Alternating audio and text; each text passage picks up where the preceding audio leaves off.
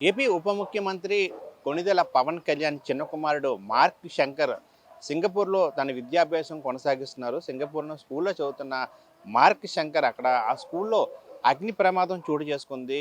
అయితే ఆ స్కూల్‌లో అగ్ని ప్రమాదం చోటు చేసుకోవడంతో అక్కడ సిబ్బంది అయితే పూర్తి స్థాయిలో మంటలను అదుపులోకి తీసుకురావడం జరిగింది. అయినప్పటికి కూడా పవన్ కళ్యాణ్ ఏదైతే ఉప ముఖ్యమంత్రి పవన్ కళ్యాణ్ చిన్న కుమారుడు మార్క్ శంకర్‌కి గాయాల పాలయ్యారు. గాయాల బారిన పడ్డారు. అయితే ఆయన చేతులకి, కాళ్ళకి భారీగా గాయాలైనట్టు మనకి తాజాగా సమాచారం అందుతుంది. అయితే ఈ విషయం తెలుసుకున్న ఉప ముఖ్యమంత్రి పవన్ కళ్యాణ్ అయితే ఆయన అధికారులు, ఆయన పర్సనల్ స్టాఫ్ కూడా హుటాహుటిన సింగపూర్ వెళ్ళాలని చెప్పేసి ఆయనకి సమాచారం ఇచ్చారు. ఆయన కూడా ఓవరాల్‌గా 2 రోజుల పర్యటన కోసం ఆయన ప్రధానంగా విశాఖ, అల్లూరి సీతారామరాజులో ప్రధానంగా ఉత్తరాంధ్ర జిల్లాలో ఆయన పర్యటన కోసం ప్రత్యేకంగా రావడం జరిగింది. 2018లోనే ఆయన ఏదైతే జనసేన సంబంధించి పోరాట యాత్ర అరకు జిల్లాలో, అల్లూరు సీతారామరాజు జిల్లాలో చేశారు. అప్పుడే ఆయన నేను గెలిచి మీకు ఖచ్చితంగా నా యొక్క సేవలు మీకు అందిస్తానని చెప్పేసి అప్పుడే ఆయన మాట ఇవ్వడం జరిగింది.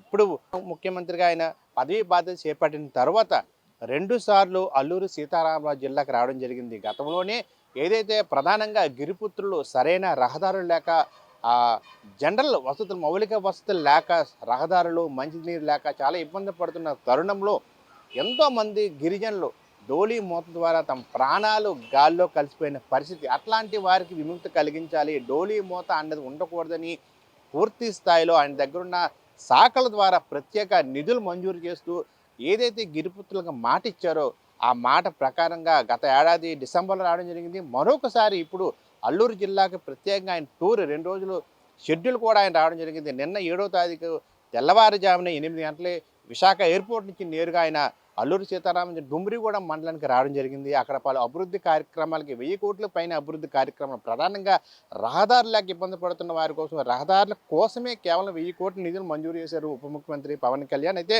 దానిలో భాగంగా నిన్న శంకుస్థాపన చేశారు. అయితే నిన్న సాయంత్రం కురిడి గ్రామం అని చెప్పేసి సుంకరమెట్ట వద్దున్న ఆ ప్రాంతంలోని ఒక గ్రామస్తులు పవన్ కళ్యాణ్ కలిశారు. వారు వచ్చి ఆ గ్రామంలో నిన్న ఆ రహదారికి సంబంధించి ఆ కార్యక్రమం పాల్గొన్నప్పుడు వారు వచ్చి, సార్ మా గ్రామాన్ని సందర్శించండి, మీరు గతంలో 2018లో మీరు మా ప్రాంతానికి రావడం జరిగింది, మీరు ఖచ్చితంగా గెలవాలి, మీరు మమ్మల్ని మాకు మంచి స్థానంలో చూడాలని చెప్పేసి మేము మా దగ్గర మా ప్రాంతంలో ఉన్న ఆలయంలో మేము ప్రత్యేక పూజలు చేసాం, కోరుకున్నామని చెప్పేసి వారు విన్నవించుకున్నారు. ఖచ్చితంగా మీరు మా గ్రామాన్ని సందర్శించాలి, మా గ్రామం వచ్చి మా గ్రామంలో ఉన్న పరిస్థితులు చూడండి సార్, మీరు మిగతా గ్రామాలకు ఏ విధంగా రహదారులు వేస్తున్నారో మా ప్రాంతం కూడా సందర్శించండి, మీరు గతంలో వచ్చారని చెప్పి వారు విన్నవించుకోగానే పవన్ కళ్యాణ్ కూడా వారికి సముఖంగా నిన్న ఖచ్చితంగా నేను ఆ ప్రాంతానికి వస్తానని చెప్పేసి హుటాహుటిన షెడ్యూల్ కూడా ఈరోజు మారిన పరిస్థితి. యాక్చువల్లీ ఆయన కన్నా అధికారిక షెడ్యూల్లో ఈ కురుడి గ్రామం సంబంధించి ఆ షెడ్యూల్ లేదు. ఖచ్చితంగా ఓన్లీ ఏఎస్ఆర్ జిల్లాలో డుమిరిగూడ మండలం సంబంధించి పూర్తి స్థాయిలో రహదారి పనులు అనంతరం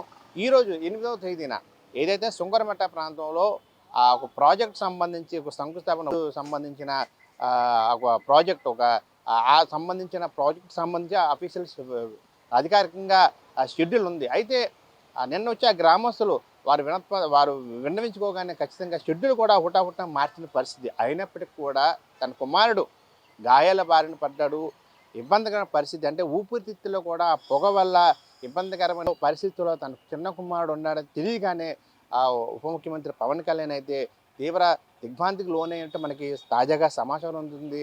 ఒక రకమైన ఫీలింగ్లో ఒక తండ్రిగా తన కుమారుడు ఏ విధంగా ఉన్నాడు, ఆ అబ్బాయి ఏ స్థితిలో ఉన్నాడని చెప్పేసి ఒకళ్ళు ఒక దిగ్భ్రాంతికి లోనే పరిస్థితి, అంటే ఇబ్బందికరమైన పరిస్థితులు కూడా పవన్ కళ్యాణ్ ఉన్నప్పటికి కూడా ఏదైతే తన కోసం ఇప్పటికే అధికారికంగా సుంకరమెట్ట వద్ద ప్రాజెక్టు ప్రారంభోత్సవానికి సంబంధించి అధికారులు పూర్తి స్థాయిలో ఏర్పాట్లు చేశారు. అంటే ఆయన పర్సనల్ సెక్రటరీ సంబంధించి కానీ ఆయన శాఖ సంబంధించిన అధికారులు, సార్ మీరు హుటాహుటిన మీరు సింగపూర్ వెళ్ళాలని చెప్పి ఈ టూర్ అంతా క్యాన్సిల్ చేసుకొని మీరు సింగపూర్ వెళ్ళండి, ఏదైతే బాబు పరిస్థితి బాగోలేదు కాబట్టి అక్కడ పరిశీలించని చెప్పేసి అధికారులంతా టూర్ షెడ్యూల్ క్యాన్సిల్ చేయాలని విన్నవించినప్పుడు కూడా ఒక తండ్రి కంటే రాష్ట్ర ప్రజల సంక్షేమం ముఖ్యం, రాష్ట్ర ప్రజలే నాకు ముఖ్యమని ఒక నిజమైన నాయకుడిలాగా ఆయన ఏదైతే షెడ్యూల్ ప్రకారంగానే సుంకరమెట్ట ప్రాంతానికి రావడం జరుగుతుంది. ఏదైతే అధికారికంగా ఆ కార్యక్రమాల్లో పాల్గొని ఏవైతే పూర్తి స్థాయిలో అన్ని ఏర్పాట్లు చేశారు కాబట్టి ఖచ్చితంగా అవన్నీ ప్రారంభించే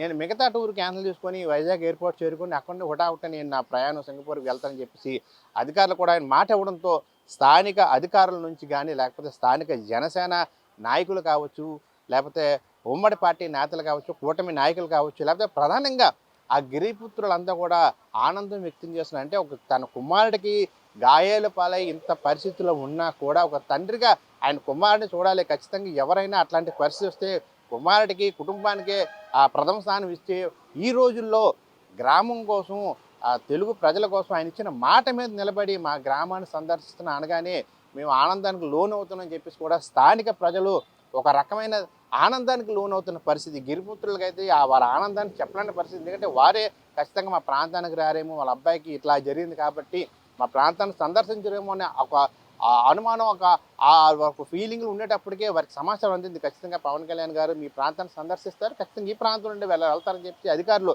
ఆ ప్రాంత నివాసులకి సమాచారం ఇవ్వడంతో వారు ఆనందానికి స్థానిక ప్రజలు లోనవుతున్నారు. మరోవైపు ప్రధానంగా విశాఖ పర్యటన కూడా ఉంది.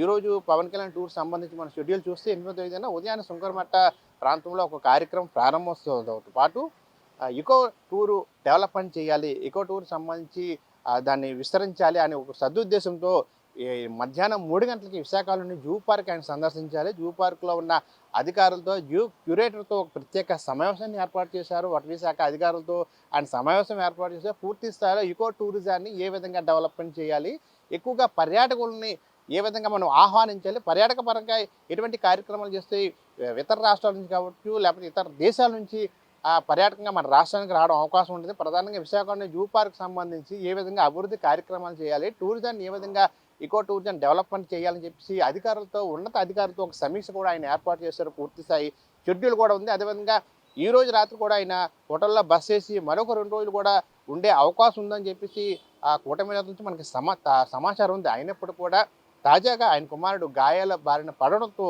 పూర్తి స్థాయిలో విశాఖ టూర్ అంతా కూడా క్యాన్సిల్ చేసుకున్న పరిస్థితి. అయితే మరోవైపు ఏదైతే అక్కడ ప్రారంభోత్సవానికి పూర్తిస్థాయిలో సిద్ధంగా ఉంది కాబట్టి ఆయన హుటాహుటిన ఆ కురుడి గ్రామానికి చేరుకొని ఆ గ్రామస్తులతో ఆ ప్రాంతాలతో ఆ రచ్చబండ కార్యక్రమం పాల్గొని ఇమ్మీడియట్లీ ఆ సుంకరమట్ట ప్రాంతానికి చేరుకుంటారు. అక్కడ శంకుస్థాపన చేసి ఇమ్మీడియట్లీ ఆయన విశాఖ ఎయిర్పోర్ట్కి చేరుకుని అక్కడి నుంచి నేరుగా ఆయన హైదరాబాద్ పయనం తర్వాత నేరుగా సింగపూర్ వెళ్ళే ఒక ప్లానింగ్ ఉంది. ఓవరాల్గా మనం చూస్తే స్థానికులు పూర్తి స్థాయిలో ఆయన రాక కోసం ఎదురు చూస్తున్నప్పటికీ మరోవైపు తన కుమారుని చూసేందుకే ఆయన పయనమయ్యే ఏర్పాట్లు జరుగుతున్నాయి. మరి ముఖ్యంగా మనం చెప్పాల్సింది ఏంటంటే కుమారుడి కంటే కూడా స్థానిక ప్రజలు నాకు ముఖ్యం, తెలుగు ప్రజలు నాకు ముఖ్యం. ఎందుకంటే నేను గతంలోని గిరిపుత్రులు సరైన రహదారులు లేక నేను వారికి మాట ఇచ్చాను.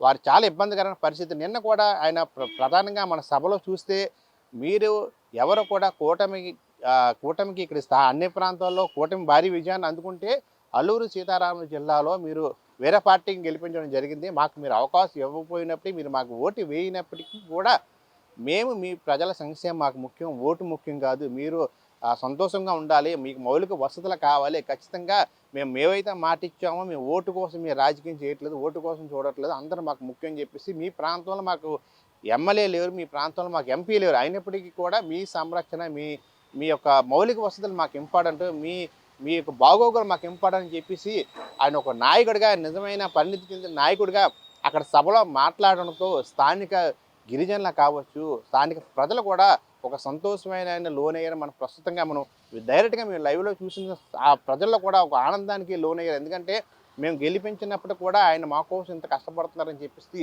ఆ గిరిపుత్రులు గిరిజనులు కూడా మాట్లాడడం కూడా మనం చూడవచ్చు. ఏదైనప్పుడు కూడా ఓవరాల్గా పవన్ కళ్యాణ్ టూర్ చూస్తే ఇమ్మీడియట్లీ ఆయన డుమ్మిరిగూడ రావడం జరుగుతుంది. అక్కడి నుంచి నేరుగా విశాఖ ఎయిర్పోర్ట్ చేరుకుని అక్కడి నుంచి సింగపూర్ ప్రయాణం అయ్యే అవకాశం ఉంది. ఇది లేటెస్ట్ పవన్ కళ్యాణ్ టూర్ సంబంధించి update. Camera person Ganesh Durga Prasad, mega nine TV, Araku జిల్లా నుండి.